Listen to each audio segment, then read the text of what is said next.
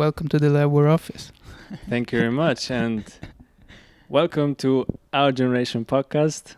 My name is Marko, your host, and today with Nicolas. There we go. Welcome. Appreciate it. It's a true honor to have you on the pod. Finally, we had some conversations about you joining here in front of the camera, and before we dive deep into who you are and all the topics around, I would love to acknowledge the room that we are in.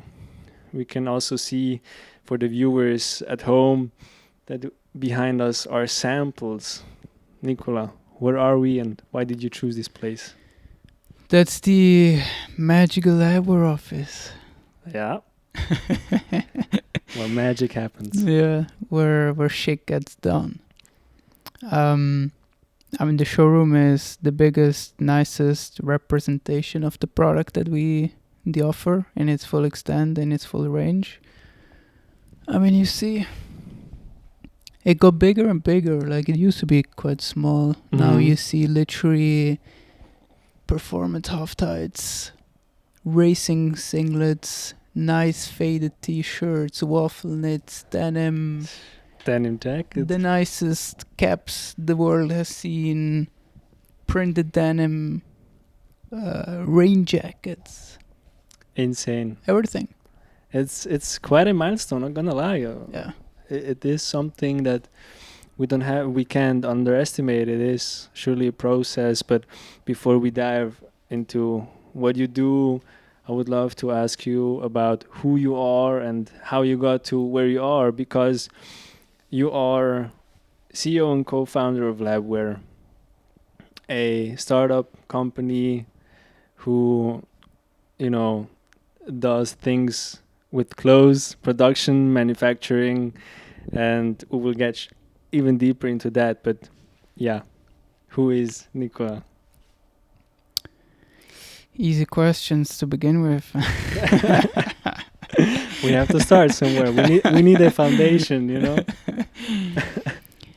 No, to build a company, you need to be quite, not messed up, but like still quite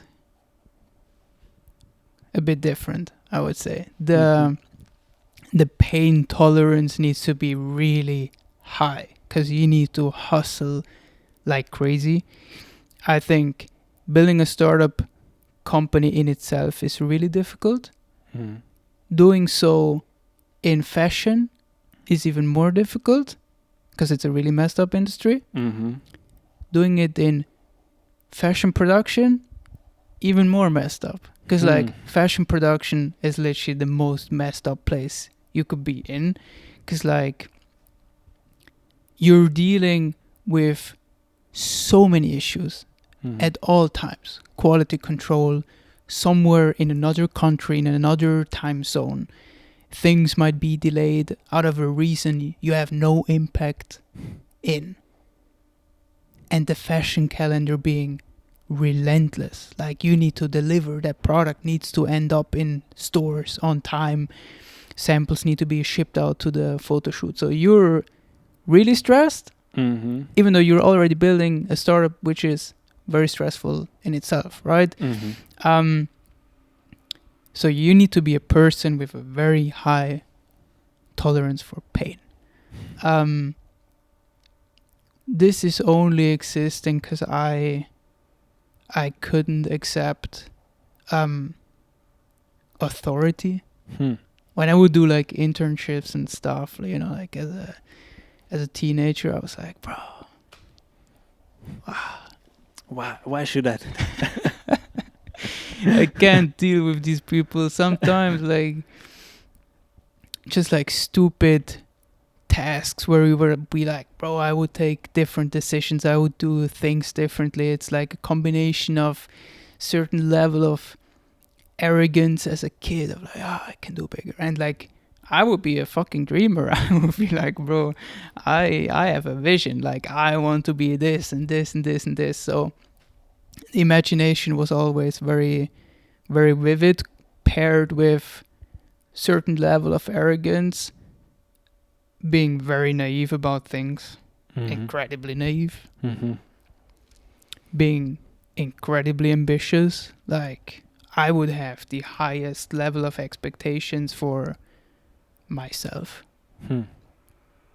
So over time, you obviously learn, you go through a lot of things, and this journey is super, super intense. But if you're a person with a certain level of confidence and the dream being strong enough, you push through this very difficult journey. And if you learn fast enough, you will be capable to build something very nice. Wow. Most people will obviously stop. Like, it's just too painful, right? I get it. Yeah. That's where most startups kind of end. We never ended.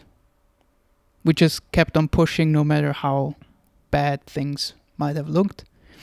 And in these very tough times, you learn the most. You work the hardest. You make the most progress. This is where I would come alive. Like, if something did not go the way it should be, okay, I work even harder. Like, wow. That's the type of person I am. I mean, I was studying business at Schierle, right? A nice university in that sense that generates a lot of consultants. Consultants are the opposite of an entrepreneur. They sell something beautiful on a PowerPoint presentation. Entrepreneurs need to sell a product that actually works and customers are actually buying for money. Like, it's very different. You have full accountability for what you do, right?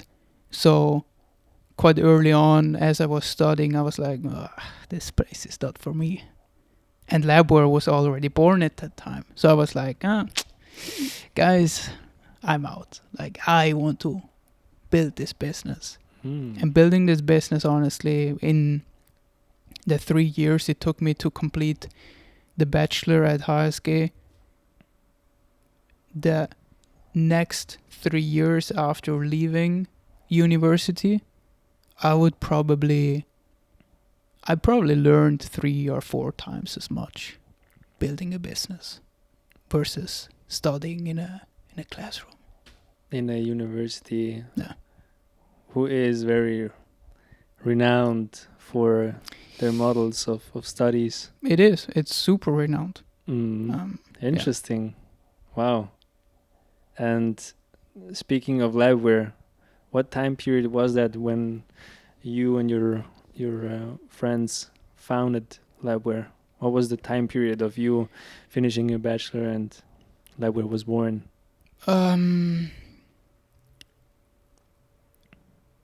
That was 1 year actually before I left university and committed full time to the company. Labwear is now 4 years old, slightly more than 4 years. Wow. It's a long time, but actually it's also not that long of time. Like, it isn't. It's still a young company, we have to say. But the thing is, I mean, obviously the entrepreneurial journey started way earlier on, right? Like, I created the first company when I was 17, which was a clothing brand. Okay, clothing brand turned into a corporate merchandise company because, like, hey man, you produce clothing somehow for your brand. I have a company, I have a sports club, I also need some t-shirts. There you make more money than selling t-shirts. And actually that's an experience that a lot of clothing brand owners go through, which is funny. Like, I see so many people suddenly doing like corporate merchandise. Yeah. The same thing, you know. It sells, it pays the bills. And then, I mean, this was an okay business. We were doing a lot of like printed t-shirts, and we would buy these blanks in Asia, printed in Switzerland, and that's about it. Very boring. Already big ambitions of building a digital platform behind it, blah, blah, blah.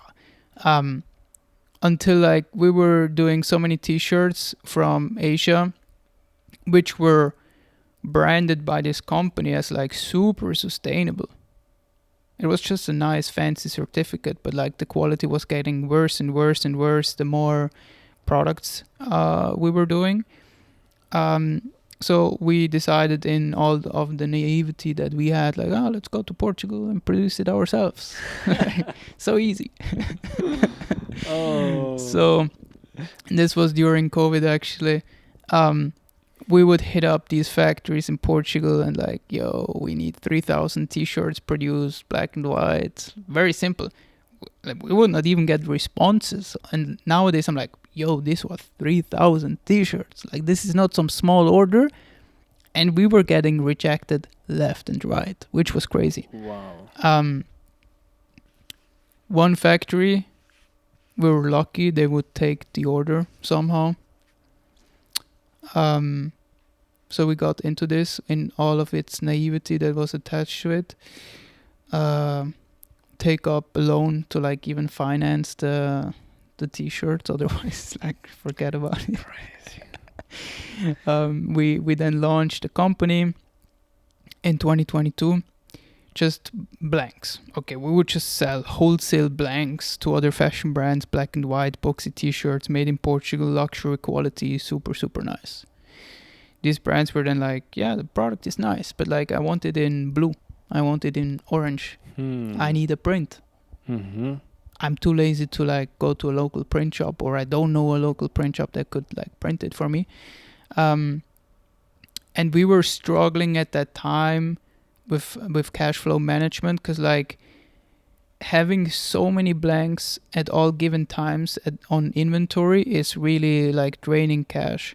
Mm-hmm. And we were obviously scaling up. We did multiple restocks at that time already, and then like, let's go into tank tops, let's go into hoodies, multiple colorways. Okay, like, holy shit, this takes up a lot of cash. This is not sustainable. So this like custom production thing seemed very nice. Mm-hmm. Okay, we would not need to stock garments, but like, we would produce it on demand as a brand would place a request. Yep. At the time, we just put out like an Instagram story, like, guys, what's the MOQ you would consider for like custom production? Mm-hmm. Everyone's like, 50 pieces. Like, 50 pieces? Yeah. Bro, that's not possible. That's way too small. Because like, the regular MOQ in Portugal at that time was like 250 pieces to 300 pieces. Yeah. People were asking for 50. Like, bro, how? Like, wow. it's not possible. No. And somehow we figured it out with the factory we were working with, because like their main brand dropped out. So we suddenly had like an entire factory for ourselves to play with.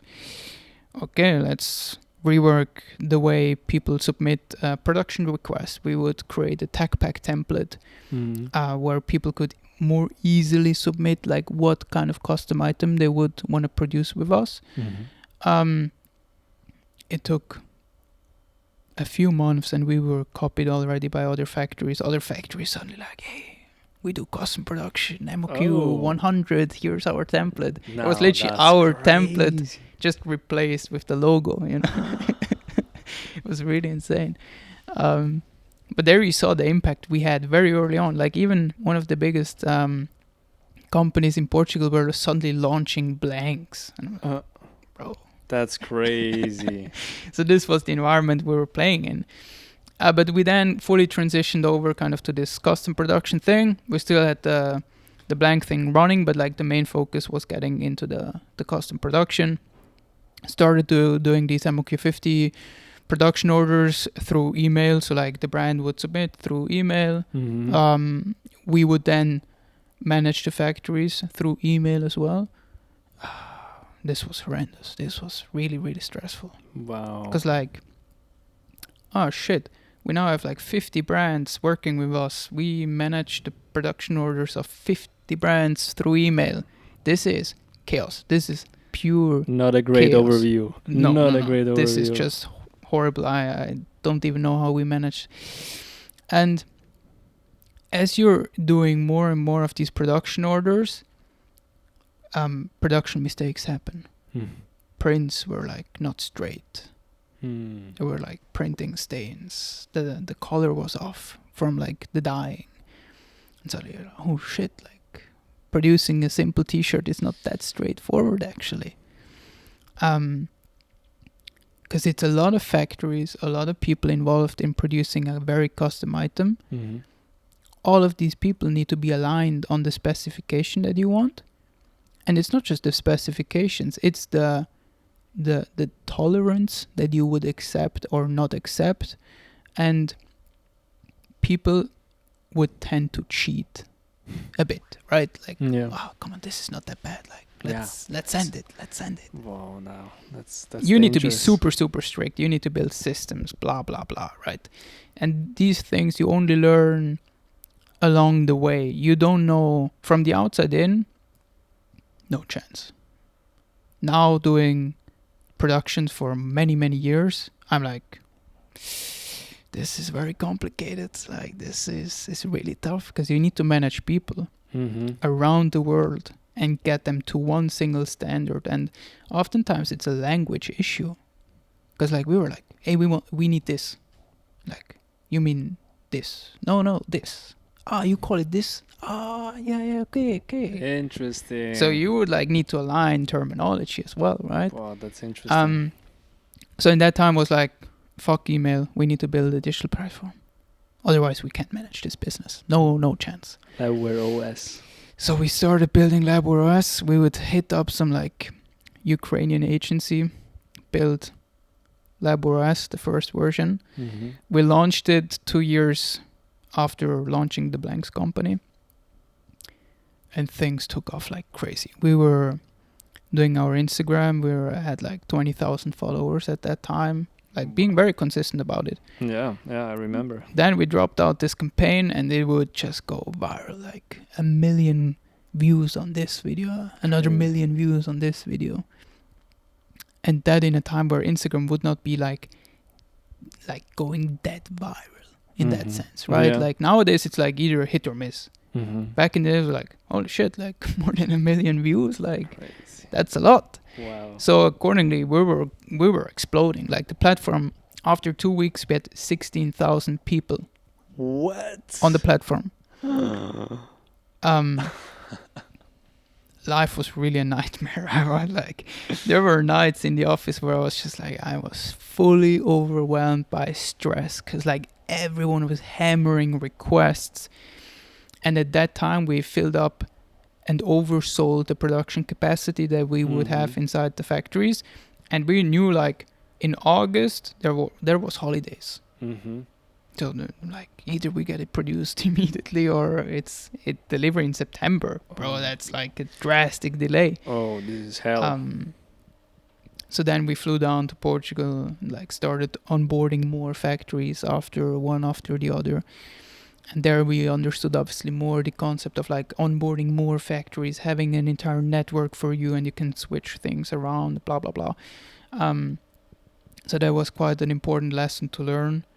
I wouldn't recommend blowing up from today to tomorrow. Like it's not good. Don't get viral, guys. Right, it hit us hard, really. Now we recovered from it. We learned a lot with it. So many production orders now across Portugal, and we learned everything from fabric production to printing to dyeing. Like I would be such an obsessive person. I would learn everything about these things. And if there was an issue to be fixed, okay, don't tell me there's an industry standard and we can't fix it. No. In Portugal, you need to be like 30 minutes. Like, no, we find you need an argument. You need an argument, and then you will find the solution. After 30 minutes, people will start to like come up with potential solutions. Then it gets interesting. Okay, let's improve it. Let's build things. Yeah. And then, obviously, this year, 2026, in April, we launched the next version based on all the learnings that we had. Much more advanced. AI went crazy over time, obviously. So now it's amazing. It's a full AI platform for the modern day supply chain. It's very complex because like the textile supply chain is very complex. But obviously being and spending so much time in factories and working with so many brands and really knowing what kind of strategies work well, it's the best thing we could do. And it's something we would have never imagined doing blanks. Like now we're a tech company. Damn. Wow. But that's the thing. You need to pivot, you need to learn, you need to push. And then you actually build a great business. Exactly. What a huge leap Yeah. from selling blanks to having a own manufacturing platform, which I also tried out and was testing everything out, because I had also some requests from friends who had ideas about selling T-shirts and creating merch for the basketball club and so on. And the whole user experience is so easy to handle. Yeah. The questions that you have in your mind, and then you get an answer just by checking out the garments, the specifications about where you can actually manufacture everything. Right now it's Portugal and China, but the goal is globally, also in the US and everywhere. 100%. Every country where we can manufacture textile should be connected to the platform, so any brand suddenly has access to 100 factories across the globe, and you can just produce with them very reliably and nice, like taking an Uber. Yeah. Okay, you just tap another factory, Exactly. and it actually works. Like, wow. That's the way it should be, huh? So interesting. Before we go deeper into Labwear, I would love to know more about your decision making, because we are almost probably the same age, but you're a CEO of a startup having a huge responsibility, not only about the brands that you're working with. Also, you have the manufacturers, and then also your team that you're building, and it's growing day by day. And how is the whole control based around your decision making? I know you have a strong foundational team. Shout out to them. I really enjoy every conversation that I have with them, and they really burn for this for Labwear, and also I can feel it also in our conversation right now. So is the foundation your team, and also the character that you have also, or what's the main indicator for you? A great company and a great team collects people over time. You don't necessarily hire people, but you collect them along the way. Because, like, there are crazy stories for every single person that joined this company and still is inside this company.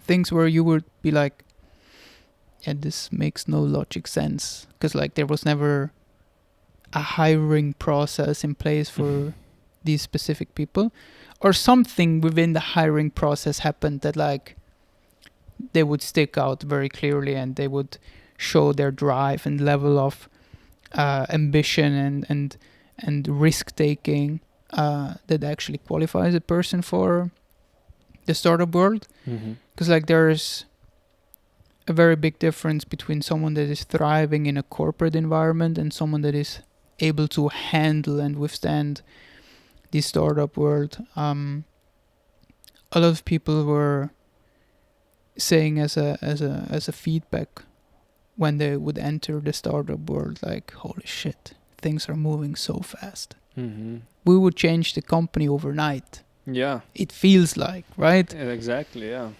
Because we're so agile. If we learn something today, okay, we change the business tomorrow. We have no time to lose.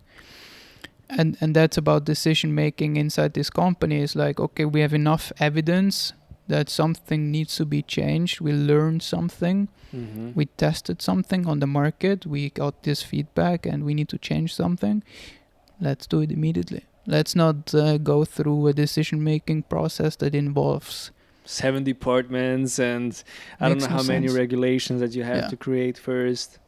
Yeah. Because like a big company, it's like, yeah, let's enter process manual 7B. This takes us about 6 weeks to make a decision about something. I'm like, bro, there's no way. Because people are on holidays and so on and so on. Yeah. So you don't survive in the startup world if you're so slow. The other thing that is very important is communication alignment. We learned a lot about these kind of things. Like, it can happen very quickly if your company is growing fast and the team is reaching a certain size, like going beyond 10 people.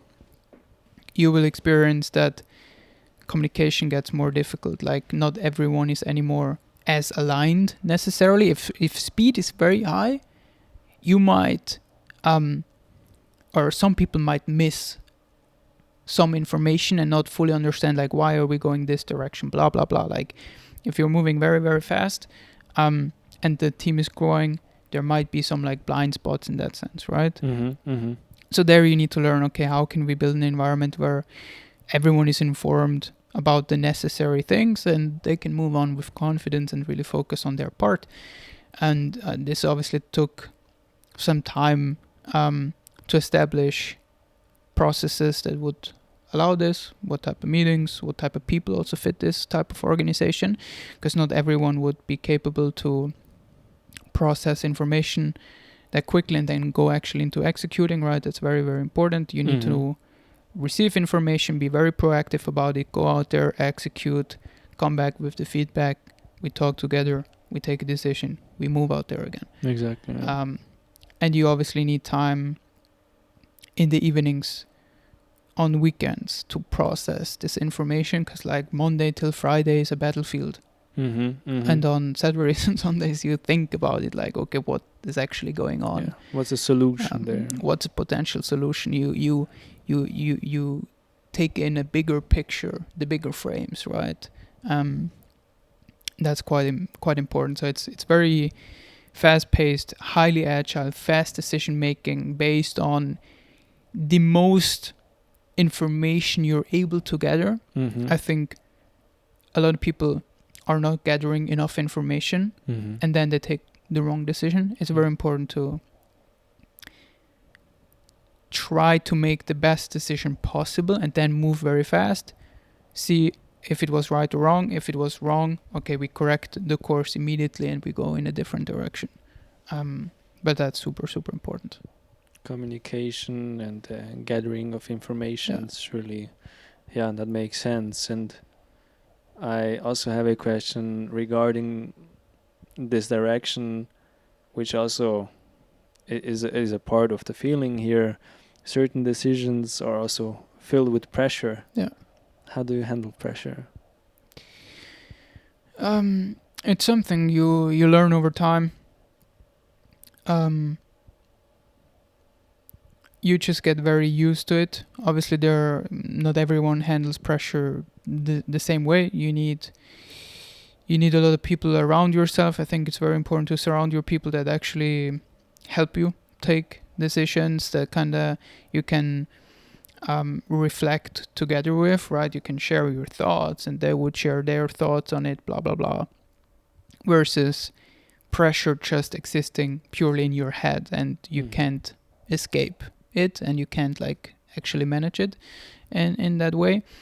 But you need to know and build the right environment. You need to have the right mentors in place, because you can't talk with everyone about everything, especially being the CEO. Like, okay, like there's some information you can't share with everyone in that sense, right? I get it, yeah. So you need to have the right environment to handle it, and then you just learn over time, honestly. Like, you go through so much shit. You learn that you still live after you maybe lost a battle. There's yet another battle to be fought. Because like pressure is created in your head, right? Like, oh shit, I can't lose this battle. I'm like, yeah, bro, you're still gonna live. Exactly. You just learn, you move on. It doesn't kill you. Very, very important. And then the thing is,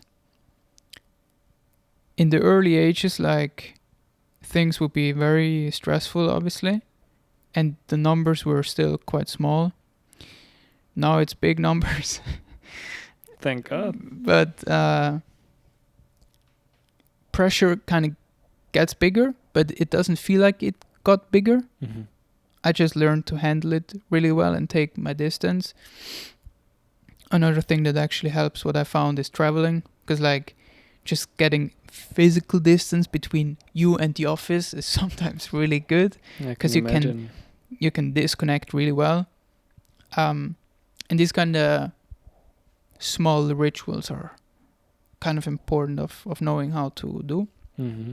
Sleeping enough is important, because like your body reacts differently to stress if you're sleep deprived, obviously. Yeah, exactly. Sleeping gets more difficult the more stressed out you get. So there it's kind of important, how do you go to sleep, Mm-hmm. that you are not stressed out when you are sleeping. So Mm-hmm. but like as an entrepreneur, you probably go stressed to sleep because you think about all these issues that you still need to solve. You wake up stressed in the morning because you see like, oh shit, I need to get a ton of issues solved again. Mm-hmm. You need to be able to withstand that. Very simple. Yeah, true. I think the 16,000 commissions that everybody wanted, a printed tee or whatsoever, left a huge mark on your experience, and I feel like 100%. it surely gave you an advance of the bigger numbers, the column you maybe got. Yeah, I mean, you just need to take your responsibility. I mean, that's the thing. Like, responsibility really grows. Okay, you need to really make smart decisions about it, because you suddenly pay a lot of factories, and there are a lot of people working inside these factories. A lot of brands obviously want to push their business accordingly as well. Exactly. Our own team inside the company. It's more about responsibility and how you take decisions, how you run. But this is general things. These are long-term things. This is not pressure created out of a stressful situation of something going wrong. There you need to know how to handle it's all about your things own and doing. solve, and just being very action oriented is the most important. Like if you see something going wrong, okay, take actions immediately. The longer it just stays on some kind of to-do list and you're just thinking about it and you're stressed about it, okay, yeah, of course it's not going anywhere. Take action immediately and solve it. Very well. Great answer to my question, actually. And as a startup works almost 365 days. But what do you do to free your mind when you're not in the office? How do you leave the challenge of the office and then enter your private life? What do you do? Can you leave your phone off and go some places, or? Rarely. It actually stresses me out more. Because once, like, there was like, I don't know, like 3 years ago, I wanted to go to holidays. And I was like, I get all of my to-dos done before the holidays. Yeah. It was the most stressful week in my life. Because like I couldn't get the to-do list fully done. Because it was just, again, filling up as we were doing things. There I learned it's actually more productive and less stressful to just be like, even on holidays, I could have a highly productive 1 or 2 hours in the morning, get my most important tasks done and feel very good about myself, then disconnect and enjoy my vacations. And these kind of small things are very important for you to not feel stressed about having to go offline in that sense, but just knowing like, now I'm online, I'm very productive, I'm fully focused, I switch off, okay, now I'm not online. This takes some learning and setting up of routines in that sense. But honestly, there's no separation of private and business life. It's just one life that you live. For me, everything is the same. Obviously, a massive privilege is all the traveling I get to do. I get to travel the world. This is fun. I can imagine. It's not like, oh, now I'm on vacations and like now I need to work. No, like priority tasks are 24/7. You just need to be smart about your time to recharge. Do like sports, so important. really, like you need to move your body. Sports helps, like cycling. I love cycling. Cycling is just like, okay, 1 hour on the bike. Obviously, during cycling, you're not on the phone. Yeah, clearly. You're just there with your thoughts. And there I can reflect really well. That's super important. Sailing as well. Like, okay, you're just on the lake. You're sailing. There's no phone. You just do your thing. These kind of things help. But yeah, generally it's really about managing things in a smart way and not being like too stressed again. Like you create stress in your head of like, I'm stressed about having to be offline. No, it should not create that kind of stress. So you just need to create time for you to actually go offline. If you are able to create that time, use it to its full extent. Yeah. That's it. Move on. With no bad feeling or regret of doing so. And exactly. Interesting. Truly love that, and especially that you're so enthusiastic about cycling and sailing. With everybody that I have been able to have this conversation, I think everybody has their own way of ritual, how they can free their mind and ease maybe the stress a little bit, and then even get some inspiration from where they have been, certain landscapes or whatsoever that they have seen. And I think that's for everybody. I love playing basketball. I love going out and just enjoy, or even just watch movies. I love film, so this is something that where I love to ease my mind, for sure. I mean, and these things you need to embrace. You need to make time for it, because like you need to fuel your mind with things. It's otherwise you go into burnout. That's not where you want to end up. Exactly. After all, that's true. But it's also, a point where you face new challenges and you grow out of it. And everybody reaches their level where they have to reconnect with themselves and find those passions, for example, that you have, or everybody else as an individual. 100%. Speaking of inspirations, I remember the first post of Labwear where Virgil Abloh, the late Virgil Abloh, has spoken about a lecture, and for me he's also a huge inspiration. I have a couple of books of him, and how big of an impact did he have on you? Massive, honestly. Yeah. I still remember actually seeing the news that he died. It was unreal. It was like late in the evening, I think around like 8:30 or something. And I was opening this post. I was like, what do you mean? Like, this can't be it. Because like I would say for our generation, he has been one of the most impactful people on this planet, honestly. Yeah. Because like that's the crazy thing. Years after he passed away, I still see his impact for this industry. Huge imprint. Left and right. Yeah. It's insane. Because after all, I would say like everything is about this very multidisciplinary approach that he brought to this industry. Anyone could become a fashion designer. Very important base rule, I think, as an outsider, go into fashion, create products that people would actually like, be very online, be very transparent about the journey, like the behind the scenes. This guy shared everything about his creative process. And then open doors for everybody. 100%. Collaborations, right, that would foster different minds getting together and thinking about a product and so on. Obviously, the one thing that is very controversial is the 3% rule. Yeah. Adjusting things by 3% and then marketing them again as your own product. But I mean, it's a very controversial statement by design, I would say, because it reflects the reality in the market. Honestly, what we see is big fashion companies stealing from emerging designers, adjusting 3% Exactly. and selling it as their own. Like, bro, come on. It's not okay. He just called it out.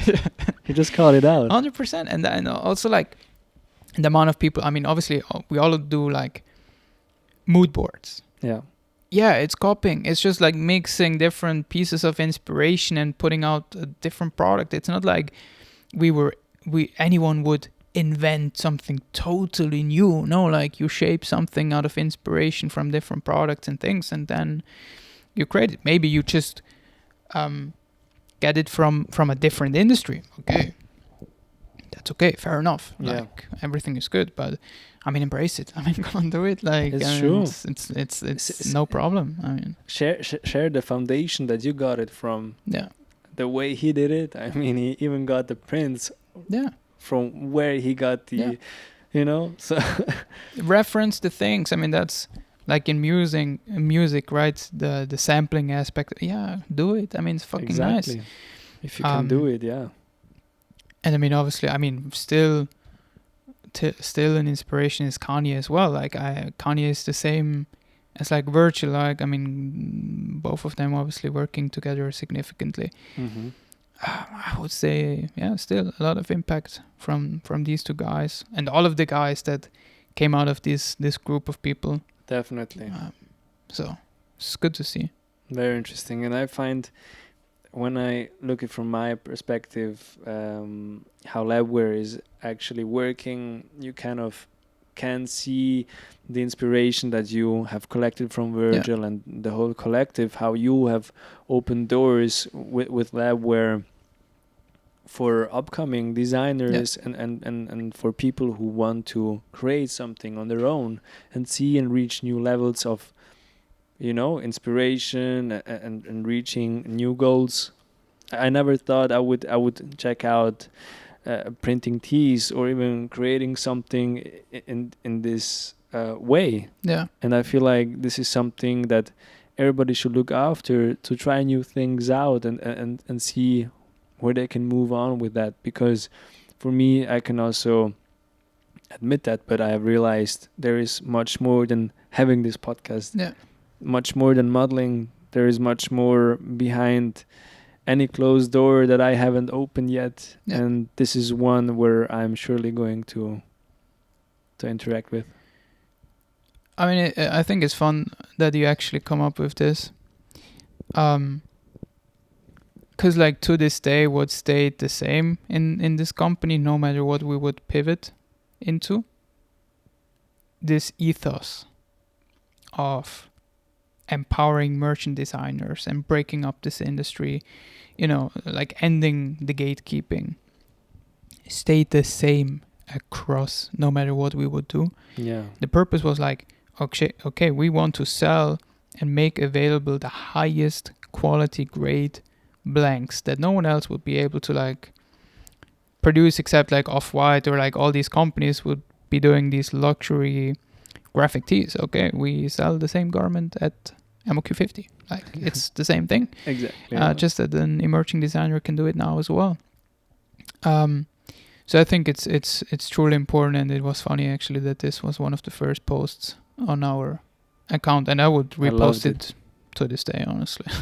As you should, as everybody should. It's a huge inspiration and example for everybody to not gatekeep, first of all. Yeah. Second of all, to reach out the other hand and support the others. I feel like this is something where everybody can get something out of it, and also only in this way we can grow. Yeah. I mean, the brands that you were able to support. I mean, I'm wearing one of the brands, No Logo, a Swiss-based brand, and it's so amazing to see how it gets together, not only here, but surely also internationally. Yeah. And also, I have a follow-up question regarding Labwear and also reaching new milestones, because for every entrepreneur who wants to start out with their brand coming up, or their designs, you had some interesting experiences and achievements. For example, you've been covered by Vogue Ukraine, if I'm not wrong. You have met Anna Wintour. I don't know. Did you win prize money for a competition, or I mean, we were like did you get close to it? finalists and almost won 1 million. We won 100,000. Crazy. Um, What a number. that was a different type of experience anyway. I can imagine. And for reaching or achieving those goals, how do you set new expectations for yourself as a person and also as a startup? I mean, these kind of things are very superficial, right? Like, I don't think about like which magazine covers me, or like, oh, I need to be on the Forbes 30 under 30 list. Okay, just things you collect over time as you build your company, but that's not what makes a success for me. It's just like crazy to see, like, from one day to the other you would meet Bonaventure or like all these things. It's just like, holy shit. What it helped me actually is to recognize that these people are also just regular people. Exactly. Early on it was just like, oh, it's a regular person. I don't need to be crazy nervous, or like all the things are very achievable. You learn that you can be very quickly inside these rooms, and inside these rooms people are just as nervous and insecure and whatever. They're just a bit further in their journey. And you always need to put it into relation with your age. Like, I as a person would think like, oh, I need to be this and this level of successful. Oh yeah, usually these people are 40 years old. Okay, I mean, like, with whom do you compare yourself? Like, come on. Wow. It's not possible. Yeah, it's true. So it's more, I reach never success for me. Like, I'm too driven. I achieve something, I'm moving on to the next thing immediately. It's very brutal, or it can be brutal. For me, it's just like the journey is the thing. It's not like celebrating these status symbols or superficial things. Obviously it's celebrated, but it's not what gives me the reward. After all, it's really the journey and looking back every year of like what we achieved again within the last 12 months or 3 months, whatever, right? The more action packed a time frame is, the more learnings with it, the happier I am about it, and the more success I feel. I think this type of relationship to success is quite important, and not attaching it to very superficial things. Very, very important to do this. Wow. I would say, because like the other things you can't always like. You don't have too much impact, or you become too much of a chaser. You chase certain things that you think are a thing of success, then you have it, and then you're just like, oh shit, what do I do next? Yeah, because you're not embracing the journey. Exactly. Yeah. Wow. Which means acknowledge the achievement, but embrace the journey and keep on going. Yeah, be excited about the journey. What did you learn? Don't connect it to superficial things of like knowing a certain person or having a certain thing. I don't know, like I think on social media we perceive a certain lifestyle as being crazy successful. Exactly. Yeah. These people might not really feel successful. They might feel as an absolute failure. It's really about what you make of yourself. Do you feel like you're growing as a person? Do you act the way you want to act? Do you have certain values that you're proud of, and so on? So I think that's quite important. Interesting.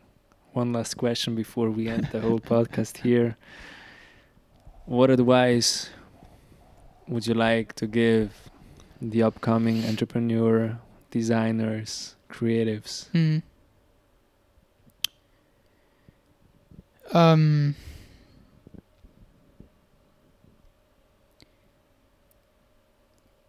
It's good to embrace a crazy level of naivety, because otherwise you would not start the thing that you should start, because like something might keep you away from it. Okay, no, like be naive, like say like, yeah, I do it, Because after all, you can only learn.